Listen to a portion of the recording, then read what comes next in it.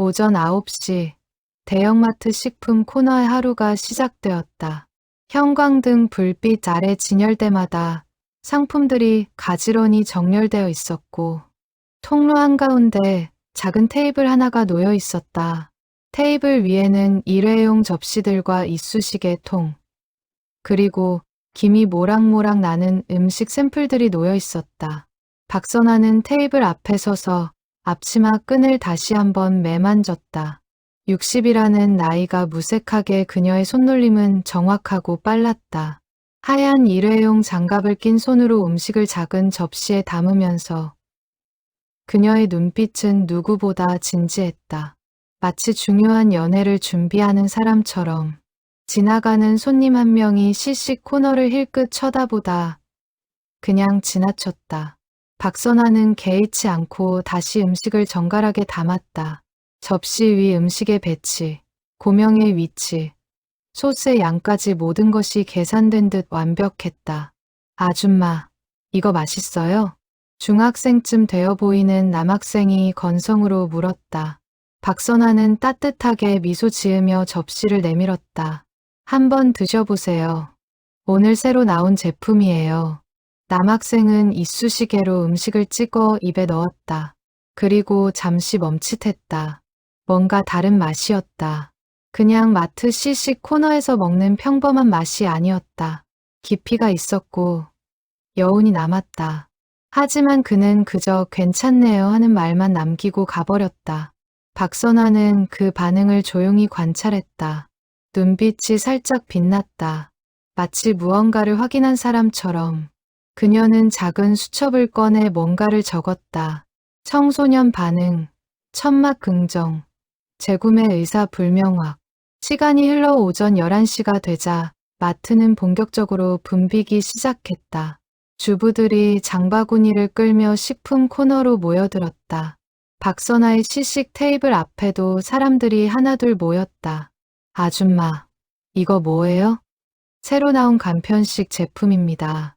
전자레인지에 3분이면 되는데 맛은 직접 조리한 것처럼 나와요. 한 주부가 의심스러운 눈빛으로 시식 음식을 집어 먹었다. 그리고 눈이 커졌다. 어머, 이거 진짜 맛있는데요?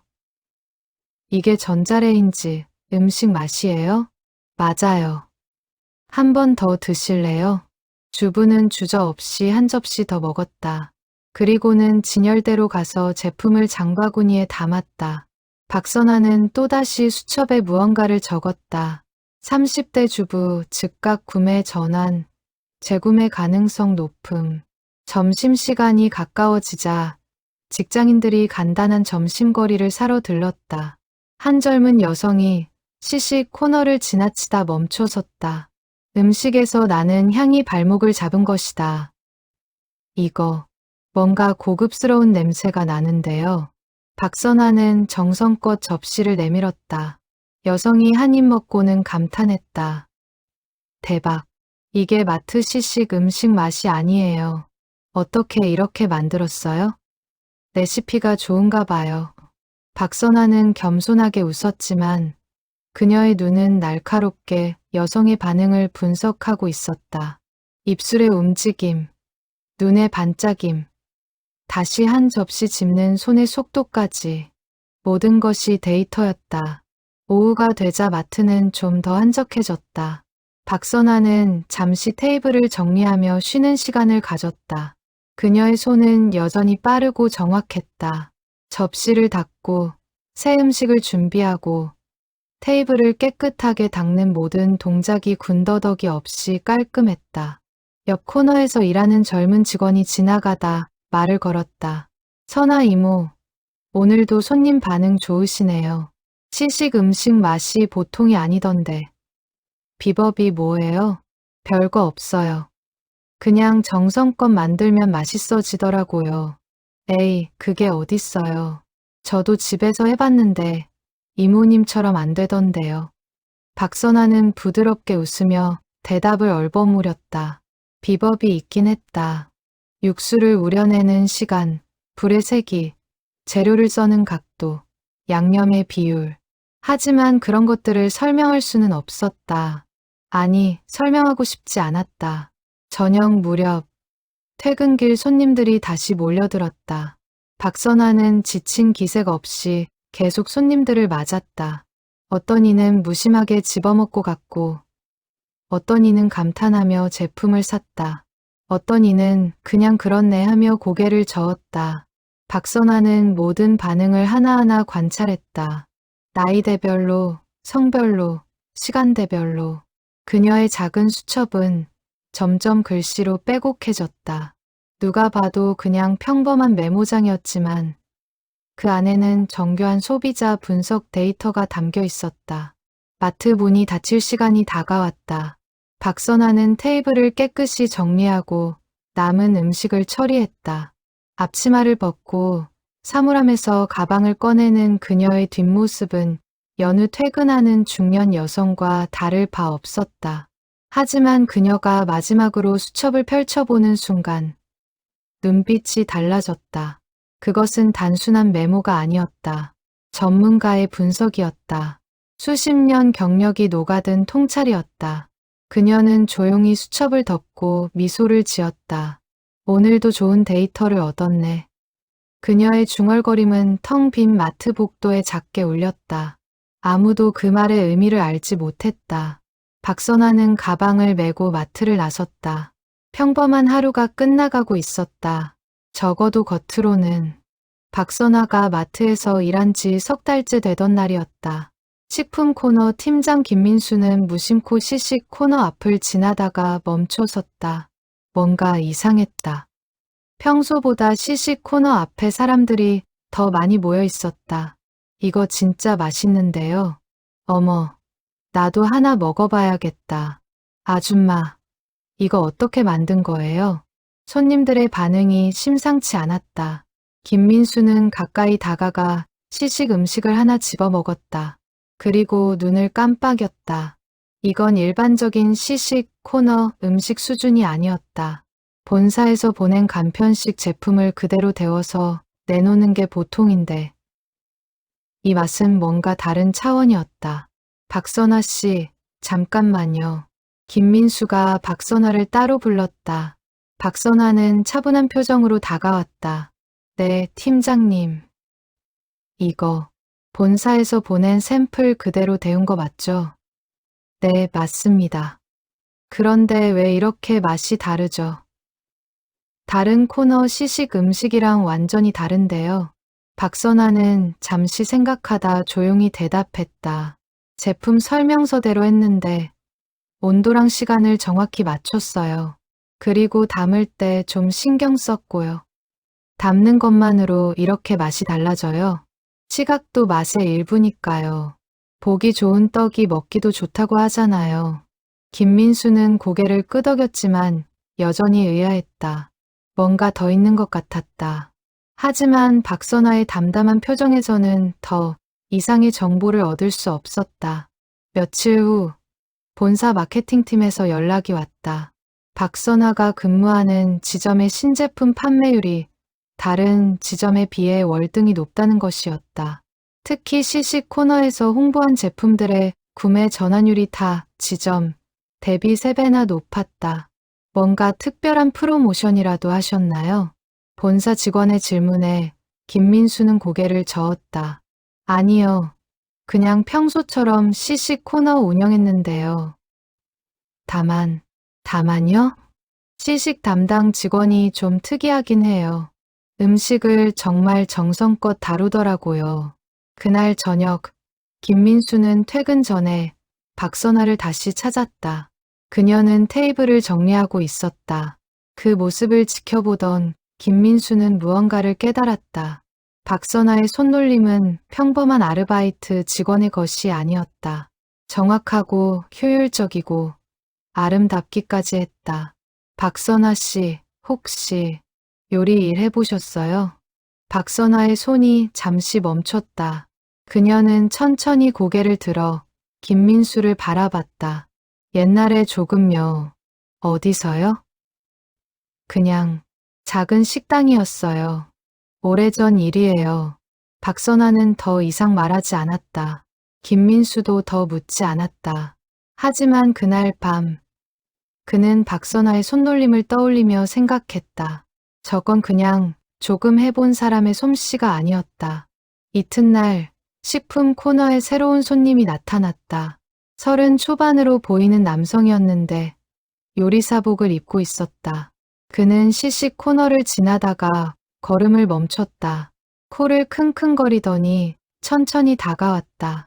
실례지만 이거 누가 준비하신 거예요? 제가 했는데요. 박선아가 대답했다. 남성은 시식 음식을 하나 집어 먹었다. 그리고 눈이 커졌다. 이 맛이. 그는 다시 한번 음식을 먹어봤다. 맛을 음미하듯 천천히 씹었다. 그리고는 박선아를 빤히 쳐다봤다. 혹시 전문적으로 요리 배우신 분이세요? 아니에요. 그냥 집에서 많이 해봤어요. 이건 집에서 많이 해본 수준이 아닌데요. 이 균형감, 이 깊이, 어디서 배우셨어요? 박선아는 미소만 지을 뿐 대답하지 않았다. 남성은 명함을 꺼냈다. 저 근처 레스토랑 주방장인데요. 혹시 관심 있으시면 연락 주세요. 이 정도 실력이면 저희 주방에서도 충분히 괜찮습니다. 저는 여기 일이 좋아요. 박선아는 정중히 거절했다. 남성은 아쉬운 표정을 지으며 돌아갔지만 가면서도 계속 뒤를 돌아봤다. 믿기지 않는다는 표정이었다. 그 모습을 멀리서 지켜보던 김민수는 확신했다. 박선아는 보통 사람이 아니었다. 그녀의 과거에는 분명 뭔가 특별한 이야기가 숨어 있었다. 며칠 후 또 다른 일이 벌어졌다. 한식품 블로거가 마트를 방문했다가 시식 코너에 들렀다. 그녀는 평소 마트 신제품을 리뷰하는 블로그를 운영하고 있었다. 우와, 이거 완전 맛있는데요? 이게 진짜 마트 시식 음식이에요?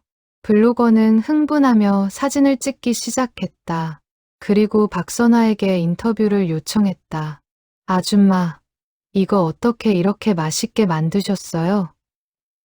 비법 좀 알려주세요. 비법은 없어요. 그냥 정성이에요. 에이, 정성만으로 이런 맛이 나올 수가 없어요. 분명 뭔가 있으실 거예요. 박선아는 부드럽게 미소 지으며 고개를 저었다.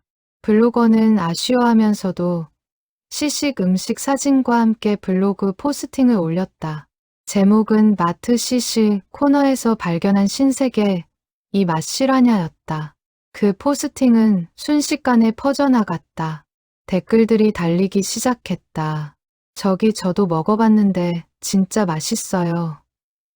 마트 시식 음식 맛이 아니에요. 진심. 담당 아줌마 손맛이 장난 아닌 듯. 혹시 전직 요리사 아니세요? 박선아는 그런 반응들을 전혀 모른 채 오늘도 조용히 시식 테이블 앞에 서 있었다. 그녀의 손은 여전히 정확하게 음식을 담고 있었고 눈은 여전히 손님들의 반응을 관찰하고 있었다. 작은 수첩은 점점 더 많은 데이터로 채워졌다. 김민수는 본사의 보고서를 작성하면서 박선아에 대한 내용을 특별히 언급했다. 시식 코너 직원의 전문성이 판매율 향상에 크게 기여하고 있음. 추가 조사 필요. 하지만 그는 아직 몰랐다. 박선아의 진짜 정체를, 그리고 그녀가 이곳에 있는 진짜 이유를. 그날도 평범한 수요일 오후였다. 박선아는 어제와 다를 바 없이 시식 테이블을 준비하고 있었다. 새로 나온 파스타 소스 제품이었는데 본사에서 보낸 조리법대로 면을 삶고 소스를 버무렸다. 하지만 그녀의 손은 거기서 멈추지 않았다. 작은 올리브 오일 한 방울, 파슬리 가루를 살짝, 그리고 파르메산 치즈를 아주 미세하게 갈아서 얹었다. 본사 지침에는 없는 과정이었지만 그녀의 손은 자동으로 움직였다. 수십 년간 몸에 밴 습관이었다. 오후 2시쯤 한 젊은 남성이 식품 코너로 들어왔다. 20대 후반으로 보이는 그는 요리사복을 입고 있었는데 목에 걸린 아이디 카드에는 그랜드파크 호텔 조리부라고 적혀 있었다. 그의 이름은 최준혁이었다. 준혁은 재료를 사러 온 길이었다. 주방에서 필요한 허브와 향신료를 장바구니에 담으며 식품 코너를 둘러보던 중 어디선가 익숙한 향이 풍겼다. 그는 코를 킁킁거리며 향의 근원지를 찾았다. 시식 코너였다. 이 향. 설마. 준혁은 시식 테이블로 다가갔다. 작은 접시에 담긴 파스타를 보는 순간 그의 눈이 커졌다. 플레이팅이 심상치 않았다. 마트 시식 코너라고 믿기 어려울 만큼 정교했다. 그는 조심스럽게 포크로 파스타를 집어 입에 넣었다. 천천히 씹었다. 맛을 음미했다. 그리고 눈을 감았다. 이건 맛의 균형이 완벽했다. 소스의 농도, 면의 익힘 정도, 올리브 오일의 양, 치즈의 풍미, 모든 것이 정확한 비율로 조화를 이루고 있었다. 이것은 단순히 잘 만든 음식이 아니었다. 이것은 예술이었다. 준혁은 고개를 들어 박선아를 쳐다봤다. 그녀는 조용히 미소 지으며 다음 접시를 준비하고 있었다. 그 손놀림을 보는 순간 준혁의 머릿속에 오래된 기억 하나가 떠올랐다. 실례지만 혹시 준혁이 조심스럽게 입을 열었다.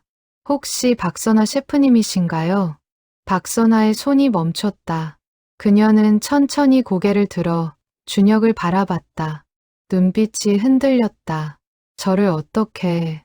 역시 맞으시네요. 준혁의 얼굴이 환해졌다. 그는 흥분을 감추지 못하고 말을 이었다. 저 요리학교 다닐 때 셰프님 특강 들었었어요. 한 8년 전쯤. 그때 셰프님이 만드신 음식 맛을 아직도 못 잊어요. 그 맛이 지금 이 파스타에서 똑같이 느껴져서. 박선아는 잠시 망설이다가 작게 웃었다. 기억력이 좋으시네요. 그때 학생이 100명도 넘었을 텐데 어떻게 잊어요? 셰프님은 전설이셨잖아요. 그랜드 하얏트 호텔 총주방장, 대한민국 최초 여성, 그랜드 셰프, VIP들이 셰프님 음식 먹으려고 줄 섰다던. 쉿. 박선아가 조용히 손가락을 입에 갖다 댔다. 주변을 둘러보며 작은 목소리로 말했다. 여기서는 그냥 평범한 시식 코너 직원이에요. 과거 이야기는 하지 말아요. 하지만 셰프님 같은 분이 왜 여기서? 긴 이야기예요. 그리고 지금은 이 일이 좋아요. 준혁은 이해할 수 없다는 표정을 지었다. 한국 요리계의 살아있는 전설이 수많은 유명 인사들의 입맛을 책임지던 그 박선아. 셰프가 마트 시식 코너에서 일하고 있다니 이건 말도 안 되는 일이었다. 셰프님, 정말 여쭤봐도 될까요? 왜 이곳에 계신 거예요? 박선아는 잠시 생각에 잠겼다. 그리고는 준혁에게 조용히 말했다. 요리하는 게 좋아서예요. 화려한 주방이 아니어도 고급 재료가 아니어도 요리는 요리니까요. 하지만 그리고 여기서 배우는 게 많아요. 진짜 사람들이 원하는 맛이 뭔지, 어떤 음식에 반응하는지, 호텔 주방에서는 알 수 없었던 것들이요. 준혁은 박선아의 눈빛을 보며 무언가를 깨달았다. 그녀는 진심이었다. 이곳에서 정말로 뭔가를 배우고 있었다. 그래도 아깝습니다. 셰프님 같은 분이 이런 곳에서. 아깝지 않아요. 오히려 의미 있어요. 박선아는 다시 미소를 지으며 파스타를 접시에 담았다. 그 모습을 보던 준혁은 갑자기 깨달았다. 저 정성, 저 집중력, 저 완벽함. 장소가 바뀌어도 박선아는 여전히 박선아였다. 셰프님, 제가 혹시 가끔 들러도 될까요? 배우고 싶은 게 너무 많아요. 여기 그냥 손님으로 오세요. 시식 음식 먹으러요. 그럼 매주 올게요. 준혁은 장바구니에 파스타 소스 제품을 잔뜩 담았다. 박선아가 웃으며 물었다. 그렇게 많이 사서 어디 쓰려고요? 주방 후배들한테 선물하려고요. 그리고 연구해 볼 거예요. 이 소스로 어떻게 하면 셰프님 맛을 낼 수 있을지. 재료는 같아도 손맛은 다를 텐데요. 그래도 해볼 거예요. 셰프님한테 배운 걸 잊지 않으려고. 준혁은 계산을 마치고 나가면서도 계속 뒤를 돌아봤다. 박선아는 여전히 조용히 시식 테이블 앞에 서 있었다. 평범한 앞치마를 두르고 평범한 일회용 장갑을 끼고 평범한 시식 음식을 담고 있었다. 하지만 그 모든 것이 전혀 평범하지 않았다. 그날 저녁 준혁은 호텔 주방 동료들에게 오늘 있었던 일을 이야기했다. 야, 너희 믿겠어. 박선화 셰프 봤어. 박선화? 그 전설의 박선화? 응. 근데 지금 마트 시식 코너에서 일하고 계셔. 뭐, 말도 안 돼. 나도 처음엔 안 믿었어. 근데 맛보는 순간 알았어. 그 맛은 박선화 셰프밖에 못 내. 동료들은 믿을 수 없다는 반응이었지만 준혁은 확신했다. 자신이 오늘 본 것은 환상이 아니었다. 전설은 사라진 게 아니라 단지 모습을 바꿔 다른 곳에 있을 뿐이었다. 박선화는 그날 밤 퇴근하며 생각했다. 준혁과의 만남은 예상치 못한 일이었다. 하지만 나쁘지 않았다. 오히려 오랜만에 과거를 떠올리며 미소 지을 수 있었다. 그래, 나는 요리사였지.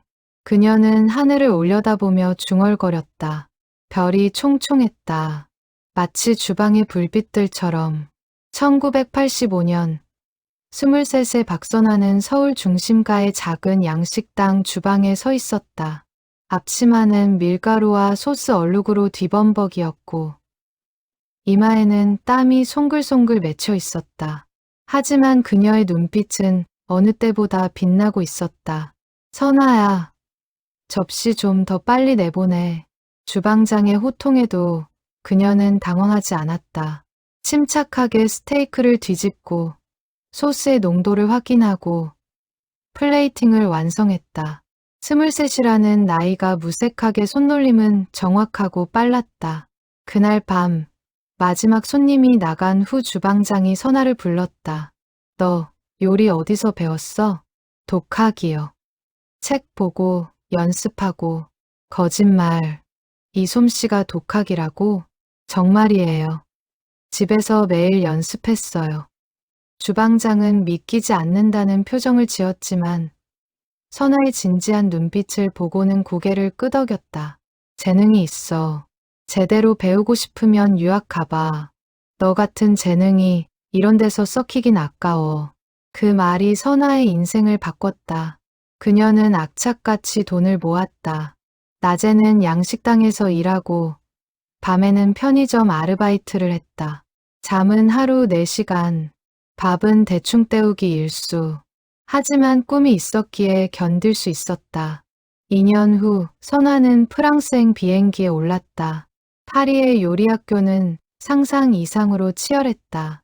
세계 각국에서 온 재능 있는 젊은이들이 모여 경쟁했다. 선아는 유일한 한국인 여학생이었다. 너 같은 동양 여자애가 프랑스 요리를 제대로 할 수 있겠어? 같은 반 프랑스 남학생의 비아냥에도 선아는 입을 다물고 칼을 잡았다. 말 대신 실력으로 보여주기로 했다. 그녀는 새벽 5시에 일어나 시장에 가서 식재료를 직접 고르는 법을 배웠다. 저녁에는 레스토랑 주방에서 일하며 실전 경험을 쌓았다. 6개월 후 학교 평가에서 선아는 최고 점수를 받았다. 프랑스 교수는 그녀의 요리를 맛보며 감탄했다. 이건 프랑스 요리인데 한국의 영혼이 느껴져. 놀라운 조화야. 선아는 프랑스 전통 요리법을 배우면서도 한국적 감성을 잃지 않았다. 된장의 깊은 맛을 프랑스 소스에 응용하고 김치의 발효 원리를 활용해 독특한 풍미를 만들어냈다. 그것이 그녀만의 강점이 되었다. 1990년 선아는 파리 미슐랭 2스타 레스토랑에 취직했다. 처음에는 가장 낮은 직급이었지만 그녀의 실력은 빠르게 인정받았다. 3년 만에 수셰프로 승진했다. 동양인 여성으로는 이례적인 일이었다. 선아, 오늘 VIP 손님 오신다. 내가 코스 담당해. 총주방장의 지시에 선아는 긴장했다. 하지만 손은 떨리지 않았다. 그녀는 메뉴를 구성하고 재료를 준비하고 하나하나 정성껏 요리를 완성했다. 프랑스 전통과 한국적 섬세함이 어우러진 8코스 요리였다. VIP 손님은 프랑스 유명 영화배우였다. 식사를 마친 그는 직접 주방으로 와서 선아를 찾았다. 이 요리를 만든 셰프를 만나고 싶소. 제가 만들었습니다. 당신이? 이렇게 젊은 동양인 여성이? 네, 놀랍소. 파리에서 먹어본 요리 중 최고였소. 당신은 언젠가 위대한 셰프가 될 거요. 그 말은 예언이 되었다. 선아의 명성은 파리 요식업계에 빠르게 퍼졌다. 그녀가 만드는 음식을 먹기 위해 예약이 몇 달씩 밀렸다. 레스토랑은 미슐랭 3스타로 승격되었고 선아는 그 중심에 있었다. 1995년 33세 선아는 한국으로 돌아왔다. 서울 한복판에 새로 지어진 그랜드 하얏트 호텔에서 연락이 왔던 것이다. 우리 호텔 파인다이닝 레스토랑 총주방장을 맡아주십시오. 제가요? 여자가? 성별은 중요하지 않습니다. 실력이 중요하죠. 당신의 경력이면 충분합니다. 선아는 고민했다. 한국에서 여성 총주방장은 전례가 없었다. 편견과 싸워야 할 것이 분명했다. 하지만 그녀는 도전을 받아들였다. 첫날부터 주방은 술렁였다. 남성 부주방장들은 여자 상사를 인정하지 않았다. 젊은 조리사들은 그녀를 시험하려 들었다. 셰프님, 이 소스 맛 좀 보시겠어요? 한 부주방장이 건넨 소스는 일부러 망친 것이었다. 소금을 과하게 넣었고 농도도 엉망이었다. 선아는 한 숟가락 맛보고는 조용히 말했다. 다시 만드세요. 소금 2.3g 덜 넣고 불 온도는 20도 낮추고 저으면서 크림을 천천히 추가하세요. 정확한 수치의 부주방장은 얼굴이 빨개졌다. 그는 지시대로 다시 만들었다. 소스는 완벽해졌다. 그날 이후 주방에서 선아를 무시하는 사람은 없었다. 선아는 호텔 레스토랑을 한국 최고 수준으로 끌어올렸다. 그녀만의 퓨전 스타일은 국내외 미식가들 사이에서 화제가 되었다. 예약은 항상 만석이었고 유명 인사들이 줄을 섰다. 재벌 회장, 정치인, 해외 귀빈들이 선아의 음식을 먹기 위해 호텔을 찾았다. 어떤 이는 박선아 셰프의 음식을 먹지 않고는 서울을 논할 수 없다고 말하기도 했다. 하지만 선아는 교만하지 않았다. 매일 새벽 5시에 출근해서 밤 11시에 퇴근했다. 주방을 떠나는 일이 거의 없었다. 그녀의 인생은 오로지 요리뿐이었다. 2000년 선아는 대한민국 최초 여성 그랜드 셰프 칭호를 받았다. 시상식장에서 그녀는 짧게 말했다. 요리는 성별이 아니라 열정으로 하는 것입니다. 저는 그저 제가 사랑하는 일을 했을 뿐입니다. 그날 밤 호텔 주방으로 돌아온 선아는 텅 빈 주방에 홀로 서 있었다. 트로피를 내려다보며 그녀는 생각했다. 여기까지 오는데 20해가 걸렸다. 그리고 앞으로도 더 많은 세월이 필요할 것이다. 하지만 그녀는 알지 못했다. 화려한 시간에도 끝이 있다는 것을, 모든 정상에는 내리막길이 기다리고 있다는 것을. 2005년 박선아는 43세 나이로 한국 요리계의 정점에 서 있었다.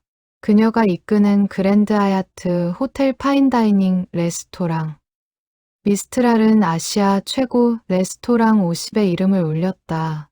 해외 미식 평론가들도 그녀의 요리를 극찬했다. 박선아의 요리는 동양과 서양의 경계를 허문다. 프랑스 기법의 정교함과 한국적 정서의 깊이가 완벽하게 조화를 이룬다. 미국 유명 음식 잡지의 평이었다. 선아는 이제 단순한 셰프가 아니라 하나의 브랜드였다. 그녀의 이름만으로 손님들이 몰려들었다. 어느 봄날 저녁, 레스토랑에 특별한 손님이 왔다. 한국을 방문한 프랑스 대통령 일행이었다. 국빈 만찬이 호텔에서 열렸고 선아가 전체 메뉴를 책임졌다. 셰프, 압박감 없으세요? 젊은 부셰프가 긴장된 목소리로 물었다. 선아는 차분하게 대답했다. 압박감은 언제나 있어요. 하지만 그게 우릴 더 집중하게 만들죠. 오늘은 한국 요리의 위상을 보여줄 기회예요. 최선을 다합시다. 8코스 메뉴가 차례로 나갔다. 전복과 송이버섯으로 만든 아미즈부슈, 한우 육회를 프랑스식으로 재해석한 타르타르, 된장을 활용한 크림, 수프, 굴비와 트러플의 환상적 조화, 모든 요리가 예술작품처럼 아름다웠고 맛은 그 이상이었다. 식사를 마친 프랑스 대통령이 직접 주방을 찾았다. 셰프를 만나고 싶습니다. 선아가 주방복을 입은 채로 나갔다. 대통령은 그녀의 손을 잡았다. 오늘 먹은 음식은 제 인생에서 가장 기억에 남을 것입니다. 당신은 진정한 예술가입니다. 과찬이십니다. 한국의 맛을 보여드릴 수 있어서 영광이었습니다. 그 만찬 이후 선아의 명성은 국제적으로 널리 알려졌다. 해외 유명 레스토랑에서 스카우트 제의가 쏟아졌다. 뉴욕, 런던, 도쿄, 홍콩, 어디든 갈 수 있었다. 하지만 선아는 모든 제안을 거절했다. 저는 한국에서 요리하고 싶어요. 이곳이 제 뿌리니까요. 그녀는 대신 후배의 양성에 힘썼다. 매달 요리학교에서 특강을 했고 유망한 젊은 셰프들을 주방에 받아들여 직접 가르쳤다. 엄격했지만 정성을 다했다. 요리는 기술이 아니라 철학이에요. 재료에 대한 존중, 먹는 사람에 대한 배려, 그리고 자신에 대한 정직함. 이 세 가지가 없으면 아무리 기술이 좋아도 진짜 요리가 아니에요. 선아의 가르침을 받은 제자들은 나중에 한국 요리계의 중추가 되었다. 그들은 스승을 어머니라고 불렀다. 엄하지만 따뜻한 요리계의 어머니. 2008년 선아는 자신의 요리 철학을 담은 책을 출간했다. 제목은 맛의 근원이었다. 화려한 기교보다 재료 본연의 맛을 살리는 것, 복잡한 레시피보다 정성과 시간을 들이는 것의 중요성을 강조한 책이었다. 요즘 젊은 셰프들은 너무 빨리 결과를 원해요.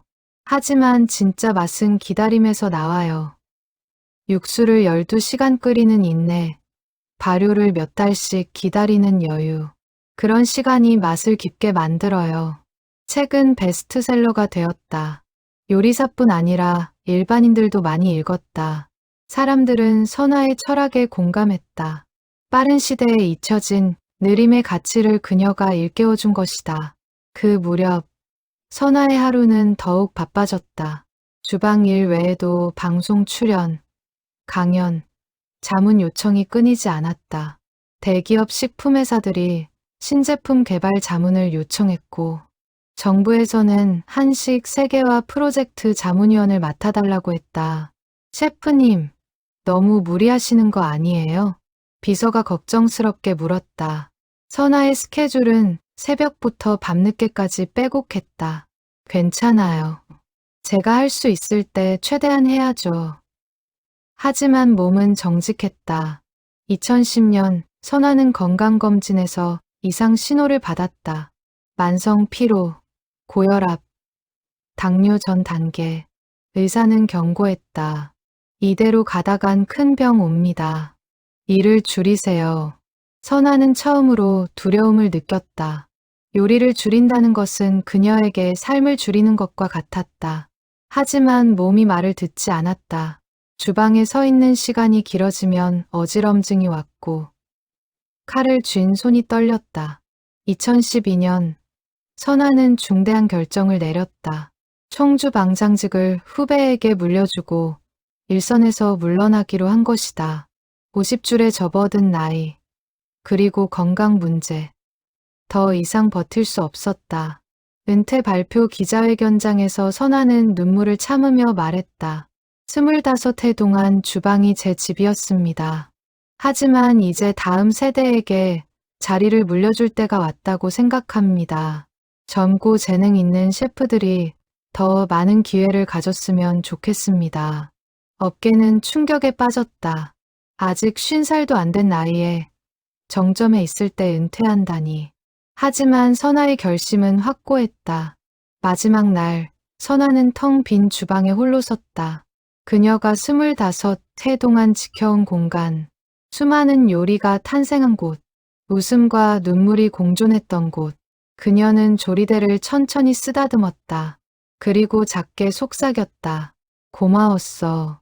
행복했어. 그렇게 전설은 주방을 떠났다. 하지만 이야기는 끝나지 않았다. 새로운 장이 시작되고 있었다. 2013년 봄, 은퇴 후 첫 해를 맞은 박선아는 낯선 시간 속에 있었다. 아침에 일어나도 갈 주방이 없었다. 손은 자동으로 칼을 찾았지만 잡을 칼이 없었다. 그녀는 집 안을 배회하며 무엇을 해야 할지 몰랐다. 선아 씨, 오늘은 뭐 하실 거예요? 남편이 물었다. 평생 그녀의 길을 묵묵히 지지해준 사람이었다. 글쎄요. 청소나 할까요? 청소는 어제도 하셨잖아요. 좀 쉬셔요. 쉬는 게 더 힘들어요. 선아는 정원으로 나갔다. 화분에 물을 주고 잡초를 뽑고 낙엽을 쓸었다. 하지만 마음은 여전히 텅 비어 있었다. 25해 동안 주방이 전부였던 삶. 그것을 잃은 후 남은 것이 무엇인지 알 수 없었다. 처음 몇 달은 그저 버티기였다. 아침에 눈을 뜨면 의미를 찾지 못했다. 저녁이 되면 후회가 밀려왔다. 너무 일찍 그만둔 걸까? 조금만 더 버틸 걸. 하지만 몸은 정직했다. 조금만 무리해도 어지럼증이 왔고 피로가 쌓였다. 여름이 되자 선아는 부엌에서 시간을 보내기 시작했다.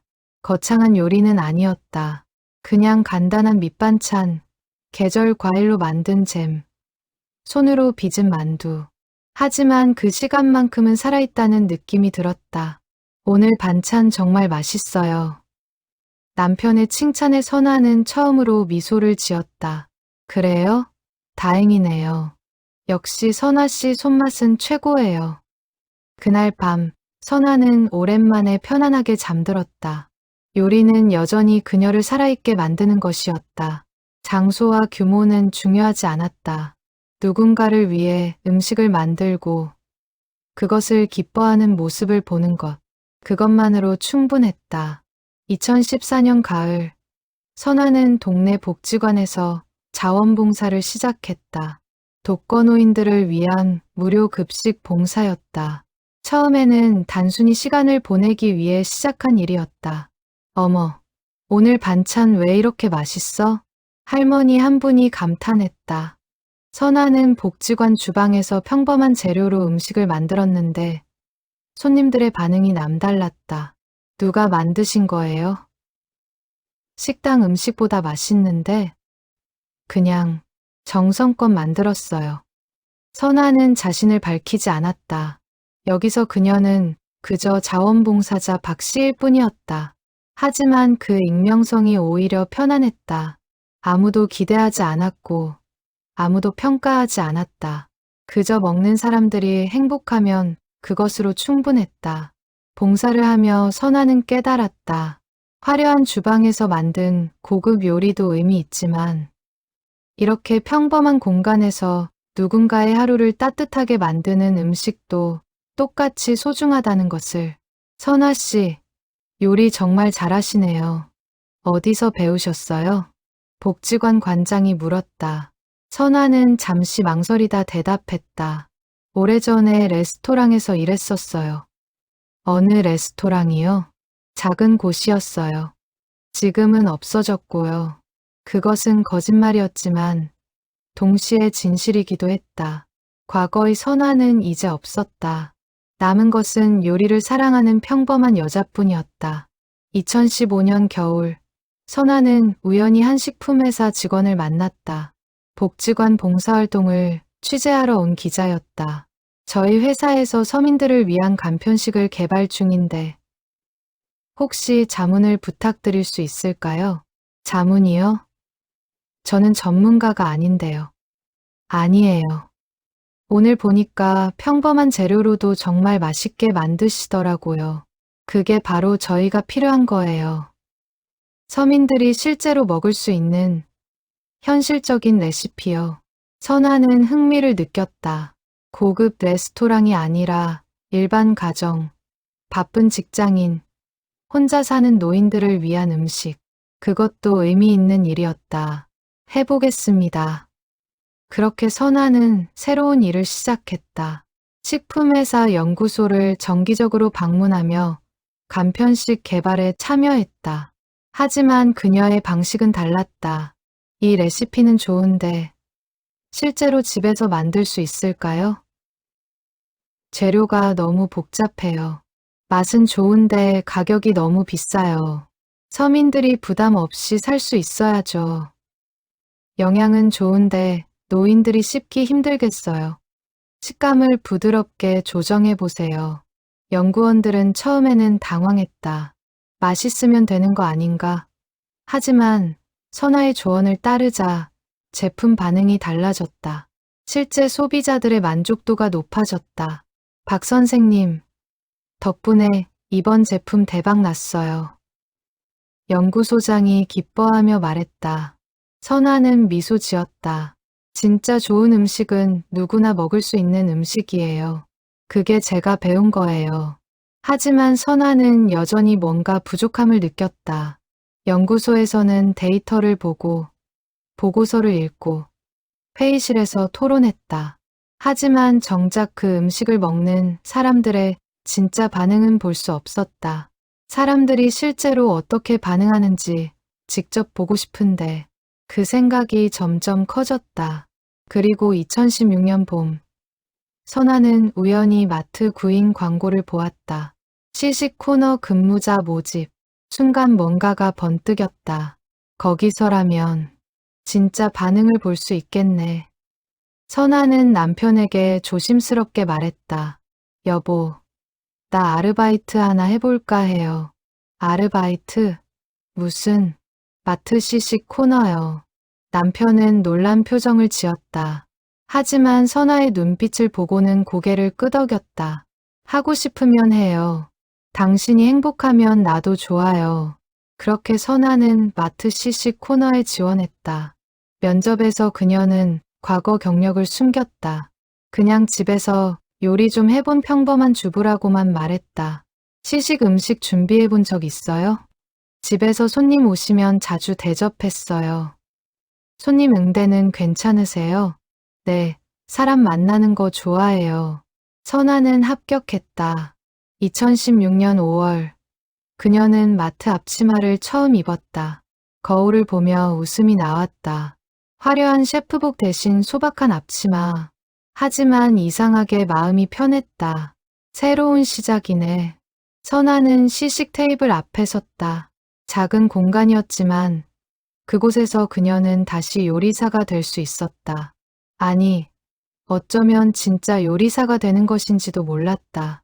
2016년 5월 첫 출근 날, 박선아는 마트 직원 휴게실에서 유니폼을 입었다. 하얀 셔츠에 초록색 앞치마. 이름표에는 그저 박선아라고만 적혀 있었다. 과거의 화려한 타이틀은 어디에도 없었다. 그녀는 거울을 보며 미소 지었다. 낯설지만 나쁘지 않았다. 식품 코너 팀장 김민수가 그녀를 시식 코너로 안내했다. 여기가 근무하실 자리예요. 본사에서 매주 시식 제품이 오면 지침에 따라 준비해서 손님들한테 권하시면 돼요. 네, 알겠습니다. 어렵지 않아요. 그냥 전자레인지에 데우거나 간단하게 조리하면 되니까요. 너무 신경 쓰지 마시고 편하게 하세요. 김민수는 친절하게 설명했지만 선아의 눈에는 이미 개선할 점들이 보였다. 테이블 높이, 조명 위치, 접시 배치, 모든 것이 최적화되지 않았다. 하지만 그녀는 입을 다물었다. 첫날부터 나서는 것은 좋지 않았다. 첫 주는 적응 기간이었다. 선아는 조용히 관찰했다. 어떤 시간대에 손님이 많은지, 어떤 연령층이 주로 오는지, 어떤 제품의 반응이 좋은지, 모든 것을 머릿속에 기록했다. 동시에 본사에서 보낸 조리 지침을 분석했다. 전자레인지 3분, 끓는 물에 5분. 지침은 간단했지만 충분하지 않았다. 온도, 습도, 재료의 상태에 따라 결과가 달라졌다. 선아는 몇 번이고 테스트했다. 정확한 타이밍을 찾을 때까지. 박 선생님, 너무 열심히 하시는 거 아니에요? 옆 코너 직원이 웃으며 말했다. 그냥 시식 음식인데 그렇게까지 신경 쓰실 필요 없어요. 습관이에요.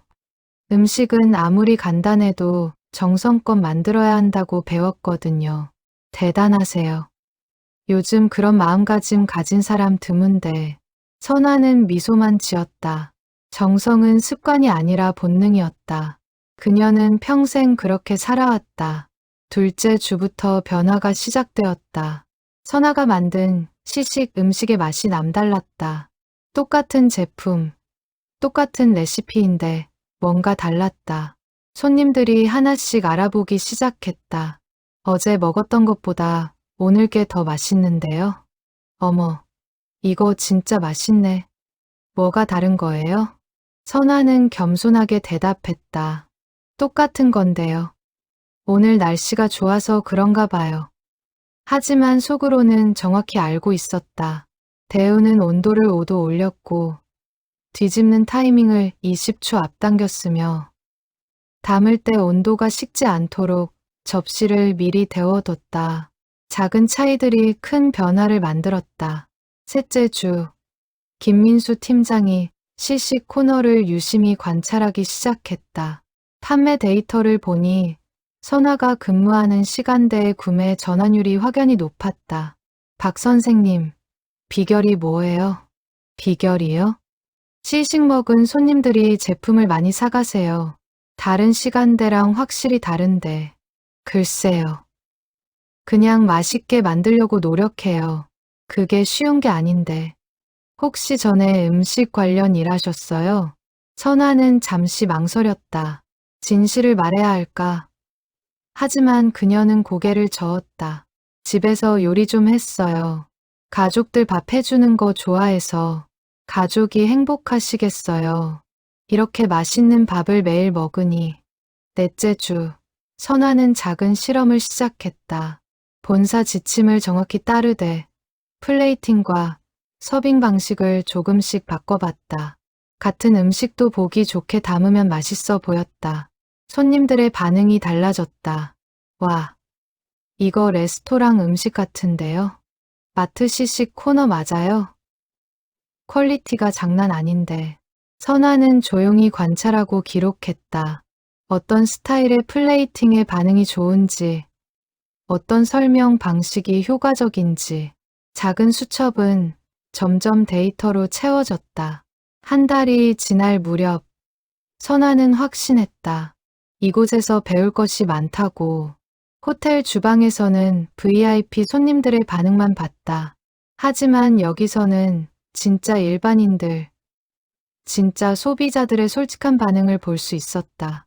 어떤 맛에 사람들이 반응하는지, 어떤 가격대가 적절한지, 어떤 편의성이 중요한지, 모든 것이 생생한 학습이었다.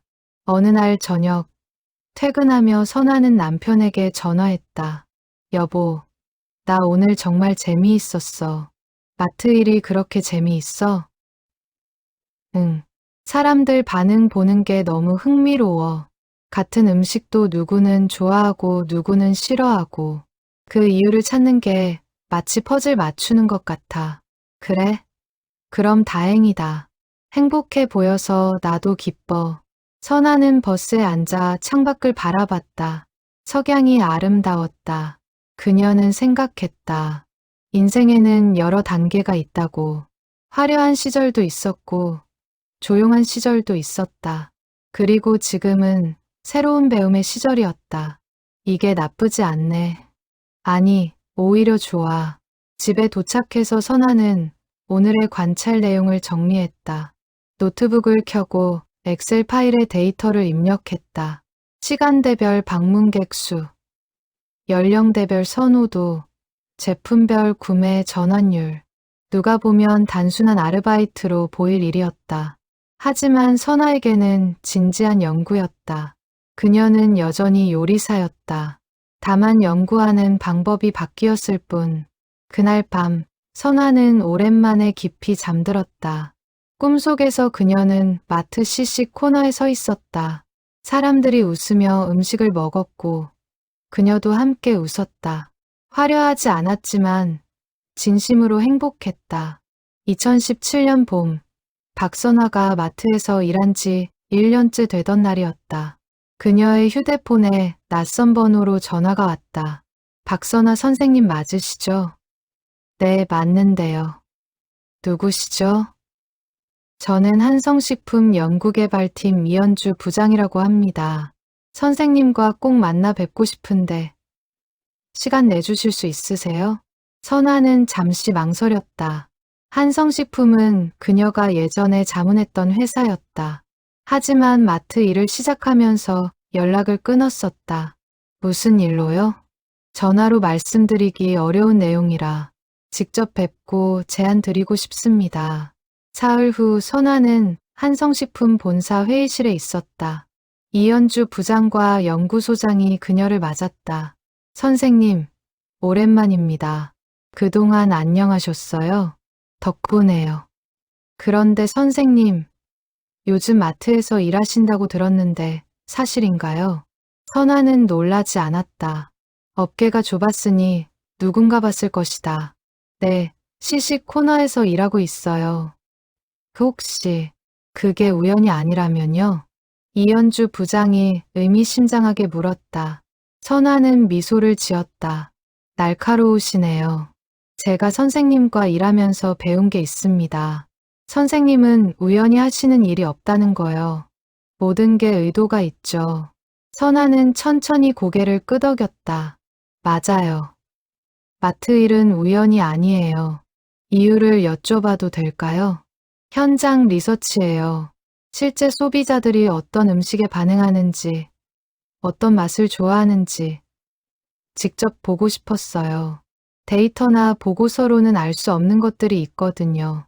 연구소장이 감탄하며 말했다. 역시 선생님답습니다. 그래서 오늘 제안이 있습니다. 제안이요? 저희가 새로운 프로젝트를 시작하려고 합니다. 이름하여 리얼 테이스트 프로젝트. 진짜 소비자의 입맛을 반영한 간편식 개발이에요. 흥미롭네요. 선생님께서 현장 리서치를 계속하시되 그 데이터를 저희와 공유해 주시면 어떨까 합니다. 물론 정식 계약으로 합당한 보수를 드리고요. 선아는 잠시 생각했다. 나쁘지 않은 제안이었다. 어차피 하고 있던 일이고 그 데이터가 실제 제품 개발에 활용된다면 의미 있었다. 조건이 있어요. 말씀하세요. 마트에서 제 정체는 절대 비밀로 해주세요. 시식 코너 직원으로만 알려줘야 해요. 그래야 사람들의 진짜 반응을 볼 수 있으니까요. 물론입니다. 극비로 진행하겠습니다. 그리고 제가 리서치한 데이터는 오직 소비자를 위한 제품 개발에만 쓰여야 해요. 이윤만을 위한 조작에는 쓰이면 안 돼요. 당연히 그렇게 하겠습니다. 저희도 진짜 좋은 제품을 만들고 싶거든요.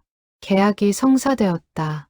선아는 마트 시식 코너에서 계속 일하되 매주 상세한 리서치 보고서를 한성식품에 제출하기로 했다. 보수는 파격적이었지만 선아에게 돈은 중요하지 않았다. 중요한 것은 의미였다.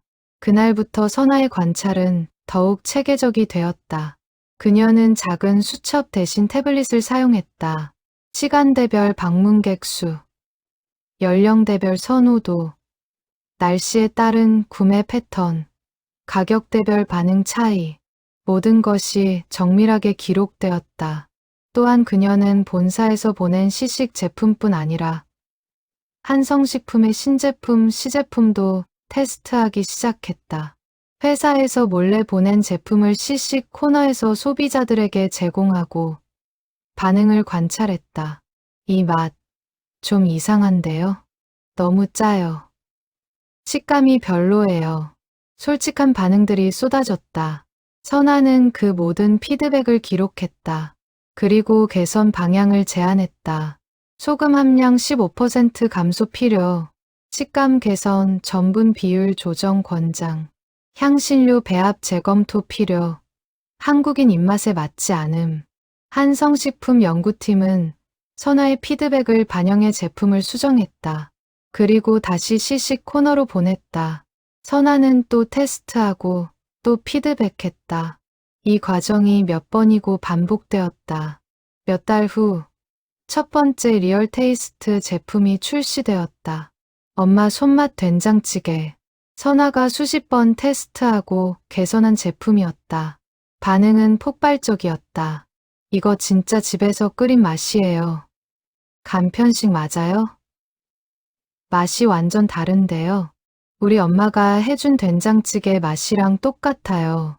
제품은 출시 한 달 만에 100만 개가 팔렸다. 한성식품은 기뻐했고 선아는 조용히 미소 지었다. 시식 코너에서 그녀는 여전히 평범한 직원이었다. 하지만 그 평범함 뒤에 특별한 일이 벌어지고 있었다. 김민수 팀장은 점점 의문을 품었다. 박선아가 근무하는 시간대에만 특정 제품의 판매가 유독 높았다. 그리고 그 제품들은 하나같이 한성식품 제품들이었다. 박 선생님, 혹시 한성식품이랑 아는 사이세요? 왜요? 그냥 한성식품 제품 판매가 선생님 근무 시간에 유독 높아서요. 제가 권할 때 열심히 해서 그런가 봐요. 선아는 태연하게 대답했지만 김민수는 확신했다. 뭔가 있다. 하지만 뭔지는 알 수 없었다. 2018년 여름 두 번째 제품이 출시되었다. 할머니 손맛 김치찌개. 이건 역시 대박이었다. 세 번째, 네 번째 제품도 연달아 성공했다. 업계에서는 한성식품의 약진을 주목했다. 한성식품 신제품이 왜 이렇게 잘 나가지? 비결이 뭐래? 현장 리서치를 철저히 한대. 실제 소비자 반응을 직접 보고 제품 개발한다던데. 하지만 아무도 몰랐다. 그 현장 리서치가 마트 시식 코너에서 한 평범해 보이는 여성에 의해 이루어지고 있다는 것을, 그리고 그 여성이 한국 요리계의 전설이라는 것을. 선아는 오늘도 시식 테이블 앞에 섰다. 작은 접시에 음식을 담고 손님들에게 권하고 반응을 관찰했다. 평범한 일상이었지만 그 뒤에는 특별한 의미가 숨어 있었다. 이게 진짜 요리야. 사람들을 위한 요리. 선아는 만족스럽게 미소 지었다. 화려한 주방도, 고급 재료도, 유명세도 필요 없었다. 그저 진심으로 사람들을 위한 음식을 만드는 것. 그것이 그녀가 평생 추구한 것이었다. 2019년 가을, 박선아가 마트에서 일한 지 3년 반이 지났다. 그동안 한성식품의 리얼 테이스트 시리즈는 12가지 제품을 출시했고 모두 성공을 거뒀다. 업계에서는 한성식품의 비결을 궁금해했다. 그날도 평범한 수요일 오후였다. 선아는 새로 나온 엄마 손맛 불고기 시제품을 테스트하고 있었다. 손님들의 반응을 관찰하며 작은 태블릿에 메모를 남겼다. 아줌마, 이거 맛있는데 좀 달아요. 양념이 고기에 덜 배인 것 같아요. 고기가 좀 질긴데. 선아는 하나하나 기록했다. 당도 10% 감소 필요. 양념 숙성 시간 2시간 추가. 고기 부위 변경 검토. 정확하고 구체적인 피드백이었다. 그때였다. 낯익은 얼굴이 시식 코너로 다가왔다. 최준혁이었다. 2년 전 선아를 알아봤던 그랜드파크 호텔 조리사. 셰프님. 준혁이 반가운 목소리로 인사했다. 선아는 재빨리 손가락을 입에 갖다 댔다. 조용히라는 신호였다. 하지만 이미 늦었다. 주변에 있던 몇몇 손님들이 고개를 돌렸다. 셰프. 무슨 셰프? 저 아줌마가 셰프라고? 선아는 속으로 한숨을 쉬었다. 비밀이 오래가지 못할 것 같았다. 준혁 씨, 오랜만이에요. 시식 하나 드실래요?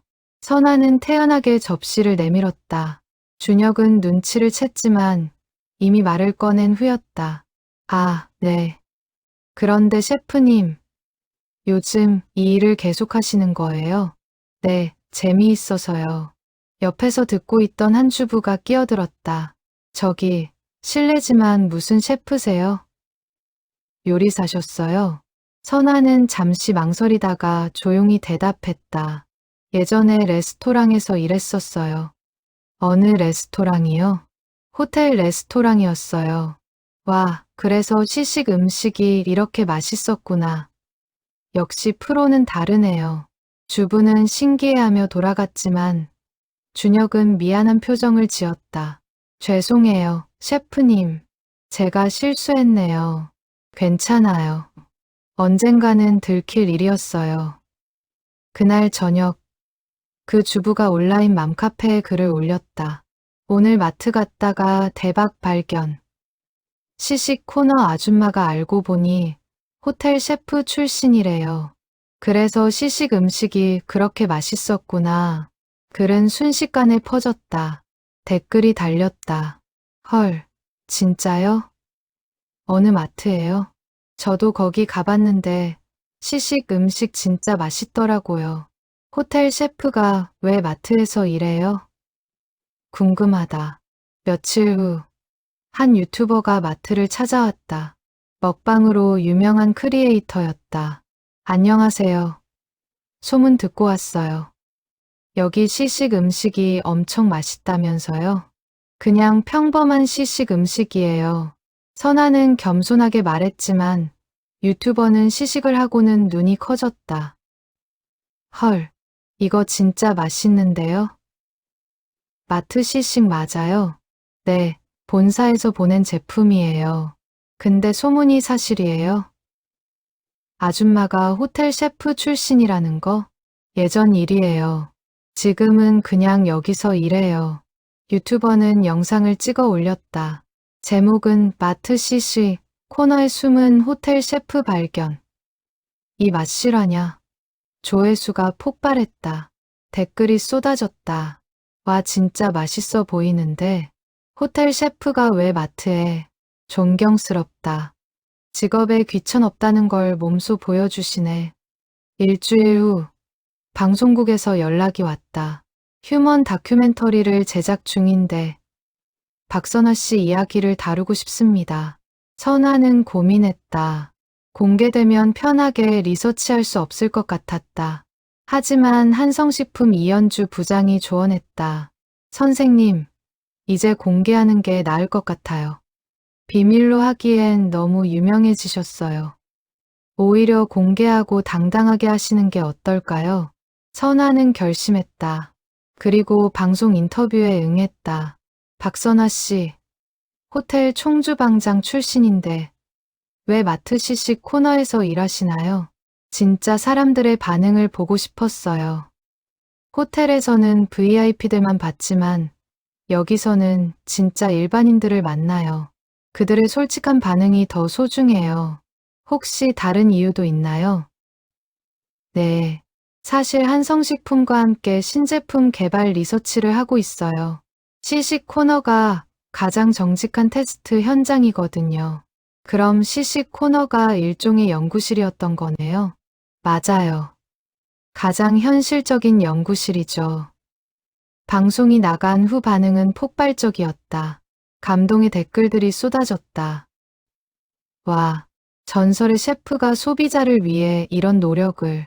이게 진짜 장인정신이다. 직업에 귀천 없다는 걸 몸소 실천하시네. 한성식품 제품이 왜 맛있는지 이제 알겠다.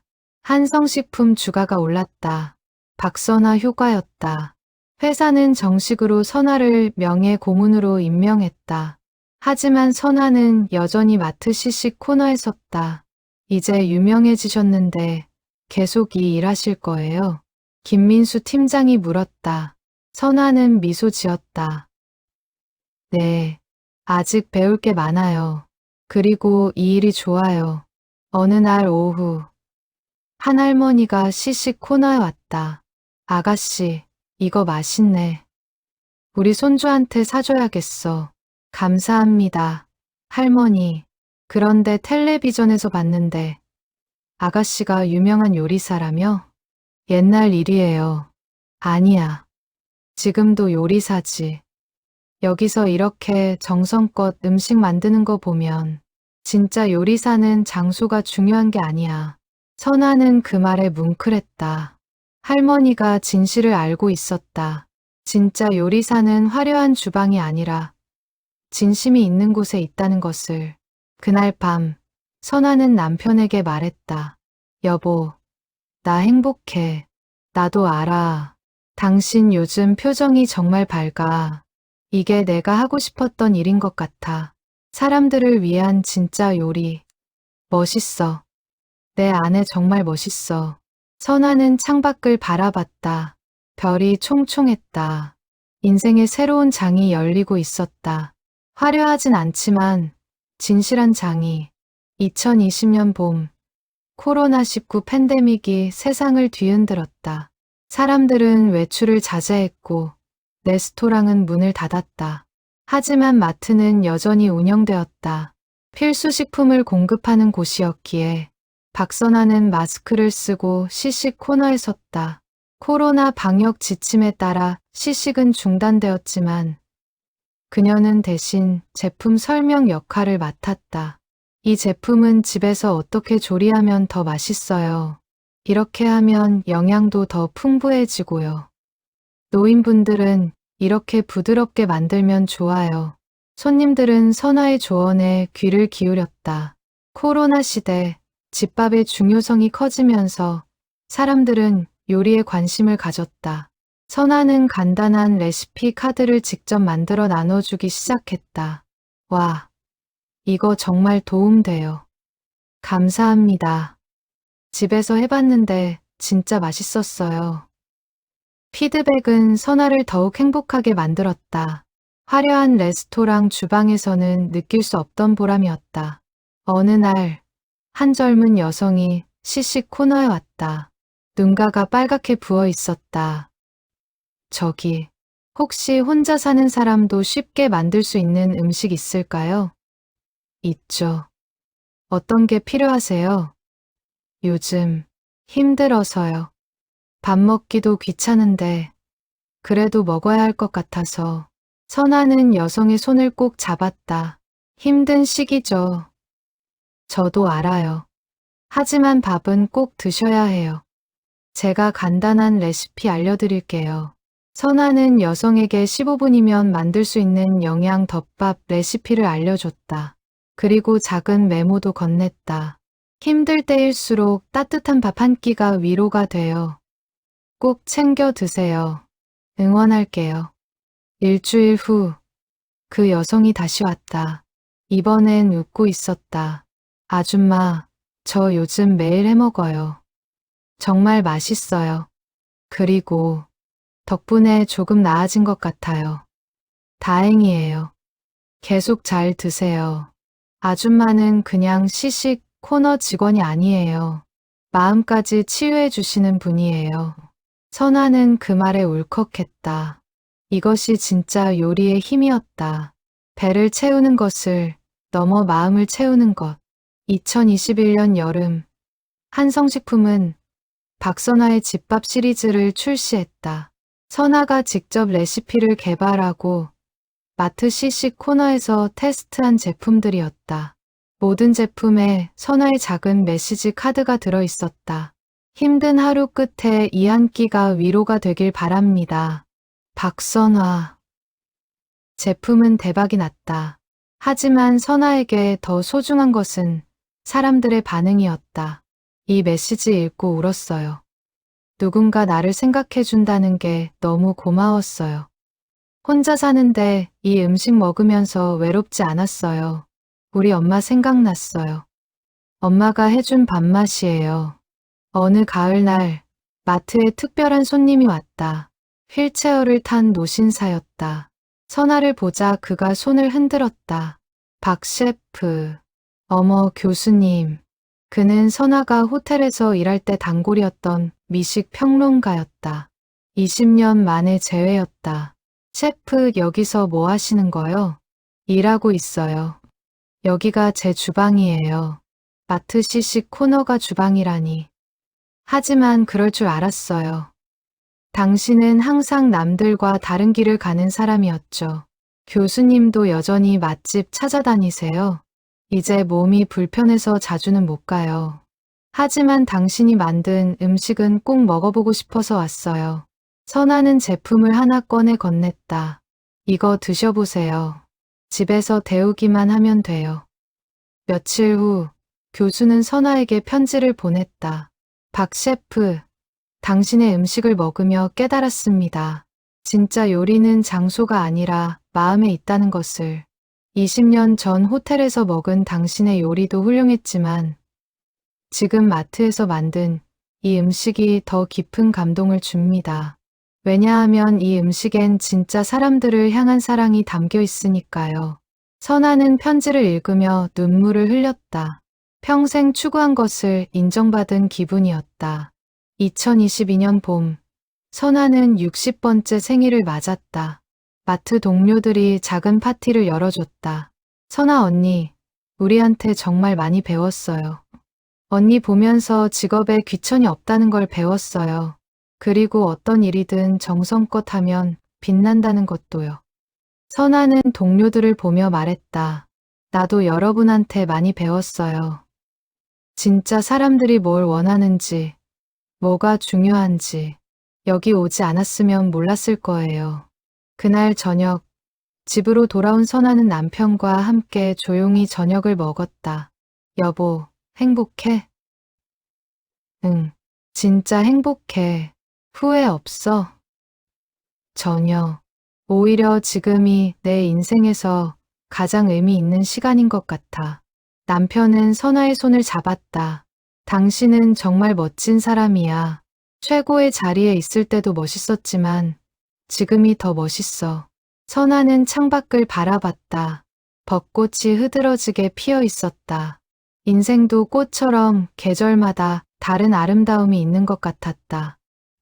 화려한 봄도 있었고, 뜨거운 여름도 있었고, 풍요로운 가을도 있었다. 그리고 지금은 조용하지만 깊이 있는 겨울이었다. 아니, 어쩌면 다시 찾아온 봄인지도 몰랐다. 마트 시식 코너라는 작은 공간. 화려하지 않지만 진실한 곳. 선아는 거기서 진짜 요리의 의미를 찾았다. 사람을 향한 사랑, 음식을 통한 소통, 겸손한 마음으로 섬기는 자세. 요리는 결국 사람이야. 선아는 중얼거렸다. 남편이 물었다. 뭐라고? 요리는 결국 사람을 위한 거라는 말이야. 그걸 이제야 제대로 깨달은 것 같아. 늦은 게 아니야. 딱 맞는 때에 깨달은 거지. 선아는 고개를 끄덕였다. 60의 나이에 마트 시식 코너에서 그녀는 비로소 요리의 진정한 의미를 깨달았다. 화려한 타이틀도, 유명세도, 높은 자리도 필요 없었다. 중요한 것은 진심이었다. 누군가를 위해 정성껏 음식을 만들고 그것이 누군가의 하루를 조금이라도 행복하게 만드는 것. 그것이 박선아가 평생 요리를 한 이유였고 앞으로도 계속할 이유였다. 그날 밤 선아는 깊이 잠들었다. 꿈속에서 그녀는 마트 시식 코너에 서 있었다. 수많은 사람들이 웃으며 음식을 먹었다. 그들의 얼굴은 모두 행복했다. 선아도 웃었다. 진심으로, 깊이, 행복하게. 요리사 박선아의 이야기는 끝나지 않았다. 새로운 장이 계속 쓰여지고 있었다. 평범하지만 특별한, 소박하지만 의미 있는 그런 이야기가